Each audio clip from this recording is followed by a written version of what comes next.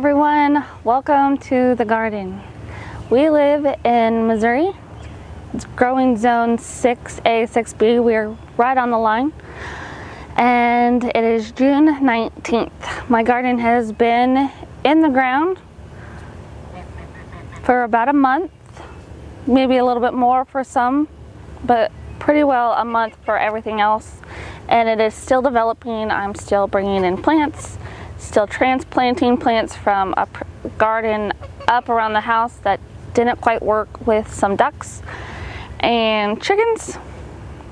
So some plants are a little behind, but I definitely see new growth on them that is happening in the last few days. And then there's some seeds that have really taken off, and I'm just utterly surprised at the size of these plants and how they just keep on growing. So let me show you what's happening. Okay, so this is when you first walk into the garden. We have a bench there, and I have a peace lily that has seen better days. And then down below it, I have planted a creeping phlox. It had to be transplanted. Took a little while to come back. Then on this side, can't see them, maybe not on camera, but I see them. There are some irises that I had to transplant down there as well. And then that fuzzy plant behind there is a chamomile that I started from seed. Then as we come in the garden, let me shut the gate so none of the animals come in. To the right here, we have an arch trellis built by me, and I'll show you my husband's contribution. But on here, on this side, there's a poppy down here, and there's 2 cherry tomatoes that I'm hoping will reach the top. This one right here on the right is definitely taller, but I don't think this one will be much farther behind. Past the arch down in this area, there are some irises that haven't come up quite yet from being transplanted after being eaten down by some sheep and goats. And then on this bed frame, you can see the little tiny green growth. Those are cucamelons, and they're coming up.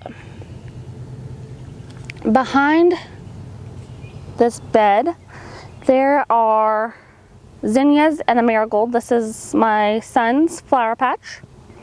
And then I stuck some perennial lilies that had to be transplanted. They're not looking so good right now, but I already see growth on them as well.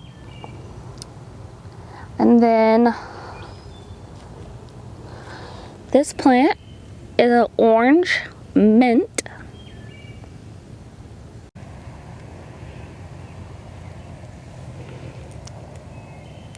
Came around to the other side of the orange mint, and these are jalapenos.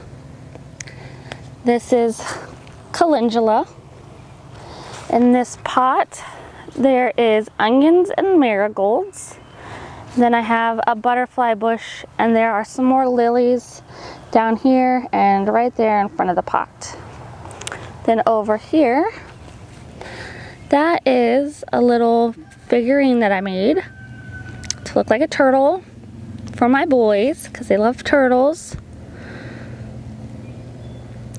Still taking some fine tuning to get him to look quite right, but we really like having him in the garden. Here's a better look of the turtle that I made in a previous video. He is made out of a punch bowl and the matching cups with the ladle, and I just think he's so cute. Obviously you could spray paint him if you want. I chose not to, but I don't think he'll be the last one that I make.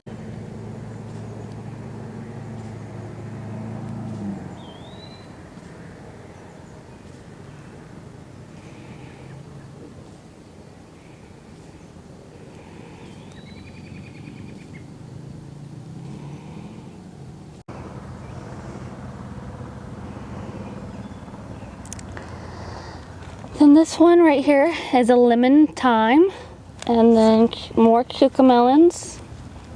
Then at the corner where I put this rock, there is a creeping phlox. And across the way, there's more creeping phlox, a butterfly bush, and some irises.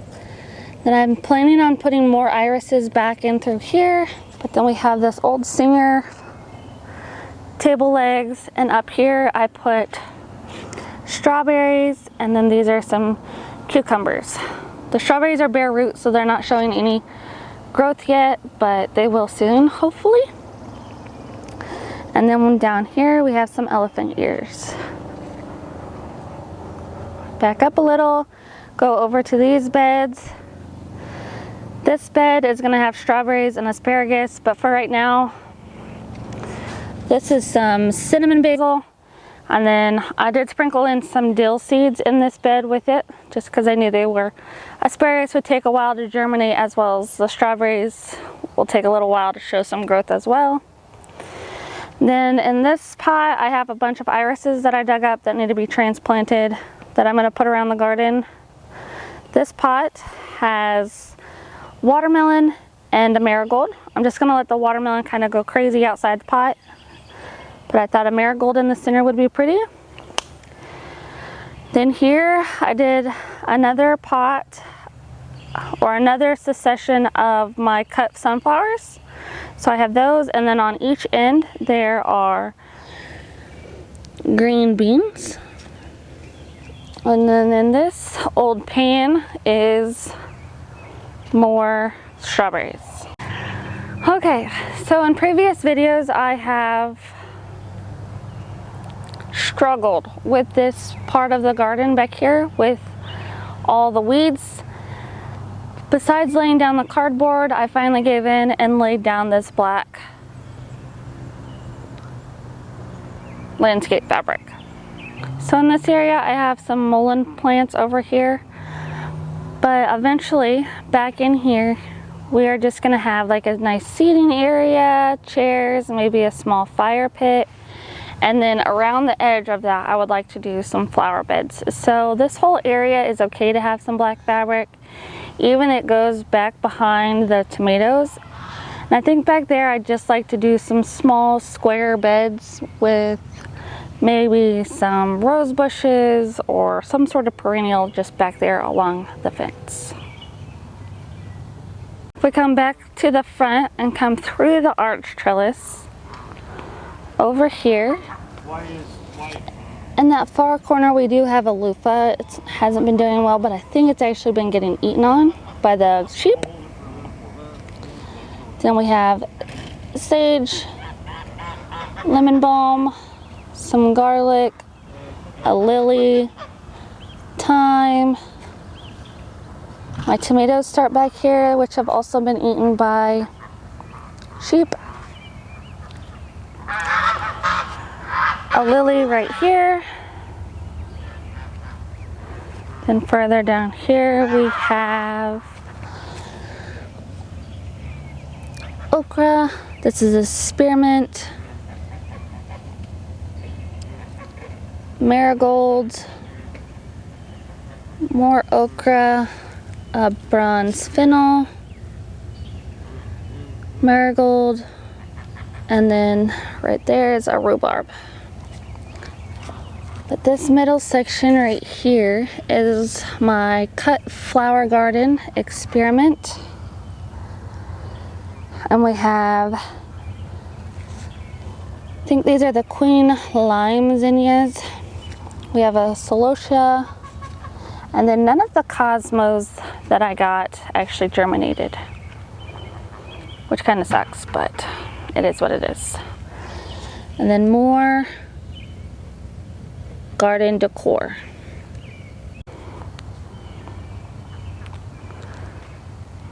Down this fence line is green beans.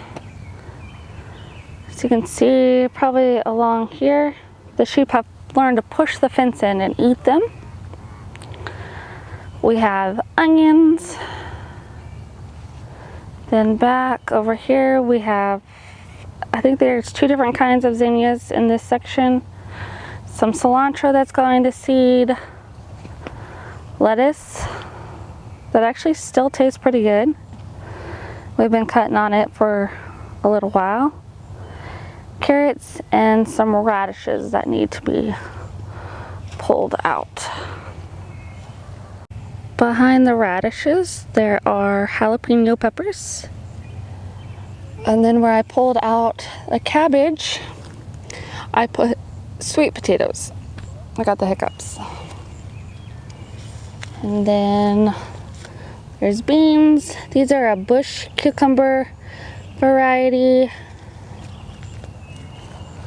Another lily, more tomatoes, and marigolds. Then after the bush cucumbers, there's squash. These are jalapenos. And then at the very end down here, there are some bell peppers and a little basil patch with a bunch of weeds. More tomatoes all the way to the corner fence. And then along this panel is tomatoes and tomatillos. Back this way, we have dill along the back of there. Tomatoes along this cattle panel, and I believe these are the mortgage lifter varieties. And then in this little wood frame, while we're waiting to decide how we're going to build a greenhouse out here, there's amaranth, emerald, coral, red spike, and zinnias, which seem to be doing okay in here. Oh, and there are a few sunflowers. Not the Pro Cut kind, but just giant sunflowers. So around the front side of this wood frame, I put an arch trellis, arch hog panel. And before it, I believe this is straw flower, some more jalapenos, my first planting of sunflowers. There's a couple lavender, a couple marigolds, a pot with some onions. There's a little okra down here. And then this beastly plant. Now there is 4, which was probably a bad idea. But this is the Tromboncino squash.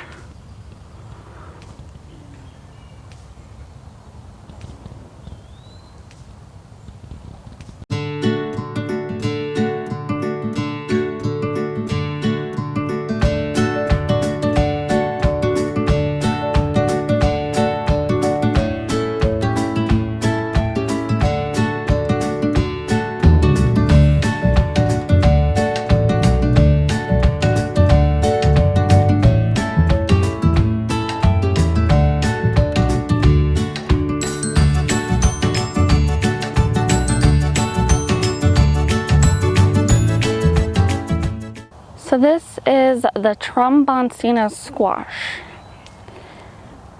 When it says squash, I guess I've only ever grown like yellow squash or zucchini, and those are more of a bush variety.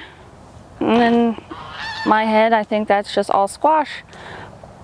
But I forgot about like winter squash, spaghetti squash, butternut squash, and those are big vining plants.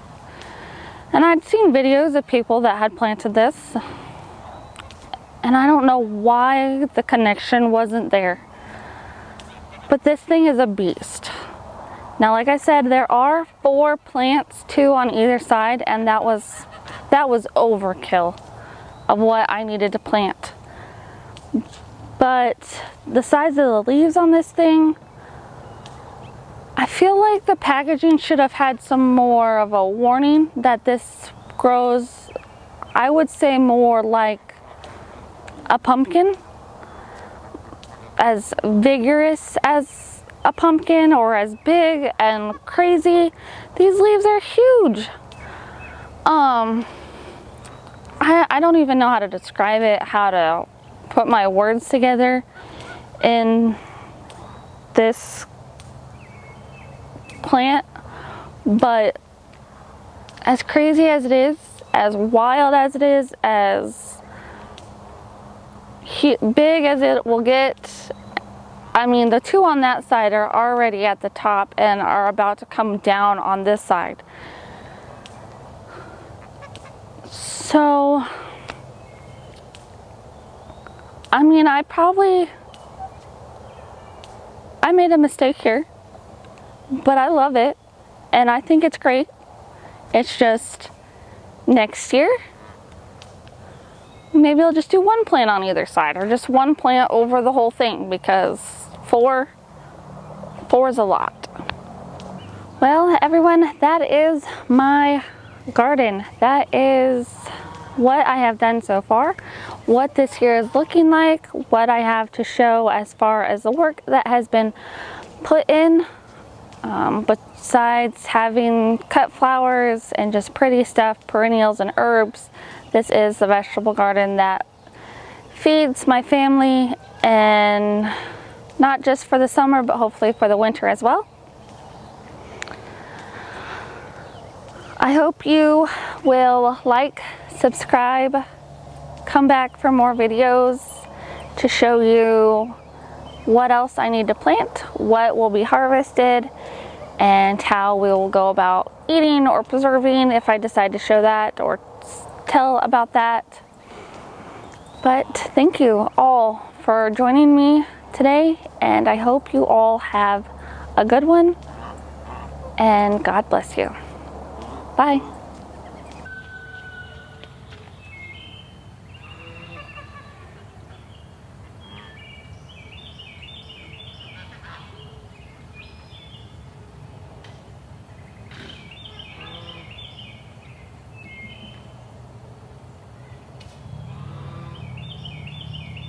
Birds are happy today.